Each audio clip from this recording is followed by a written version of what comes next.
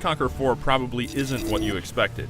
Instead of providing the most refined version of the franchise's harvest, build, and rush formula, EA Los Angeles tossed the old gameplay formula out the window. That means no bases, no harvesters, and aside from a few familiar units and names, little that resembles traditional CNC. This is supposed to be the finale of the Tiberian saga. GDI and Nod forces are still going at it, and the shiny-headed, egomaniacal Nod leader Kane is trying to serve his higher purpose. The overall campaign here is fairly short. After the tutorial missions, you choose GDI or Nod, and then have 7 missions each until you reach the end. It's an interesting setup because you'll get to see the same events from 2 sides, like shooting down a giant GDI ship in the Nod campaign, then going through a mission where you repair the ship in the GDI campaign. However, the short length of everything gives the story a rushed quality, and the weak conclusion makes the experience even more of a letdown. I have a proposition.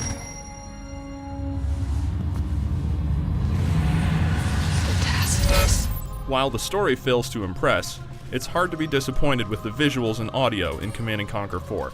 The game performs well and has some great unit animations and pretty special effects, making the fast-paced combat even more exciting. The orchestral soundtrack also adds to the mood of the game, especially in online conflicts as it changes depending on the battle conditions.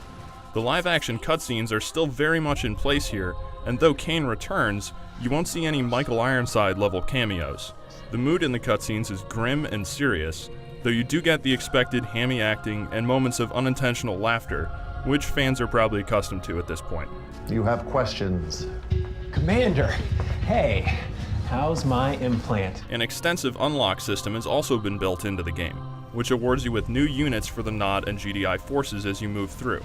It's fine for the single-player campaign, since it mimics the genre-standard gradual unit and technology unlocks as you move through the story, but for skirmishes and online play, it makes less sense. Instead of having all units available for multiplayer right away, you need to spend a large chunk of hours getting everything unlocked. Once that's done, everyone's on equal footing, but it can feel uneven to the first-time players whose Tier 1 units are getting blasted by mammoth tanks.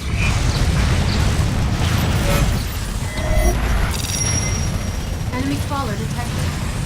We've lost a unit. We've captured the building. All the changes to the gameplay make for a game that doesn't really feel like Command & Conquer.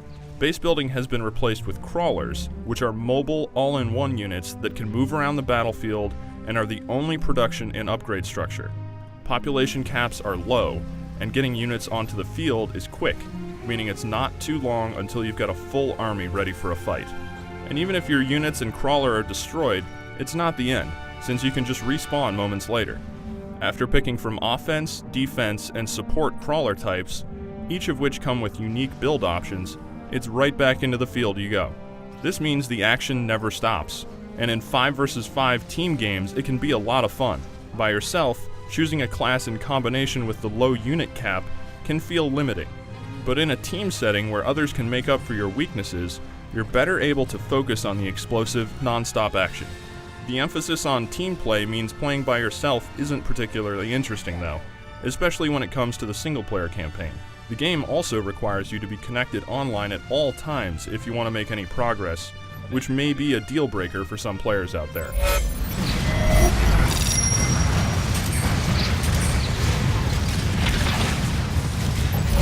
So is change a good thing for Command & Conquer 4?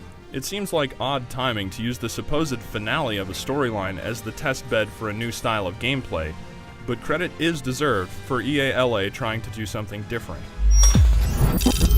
It's a high-intensity, super-fast playstyle that works best in teams online, but it's also a game that stumbles when it comes to the unlock system and the disappointing campaign. For the full written review, head over to IGN.com.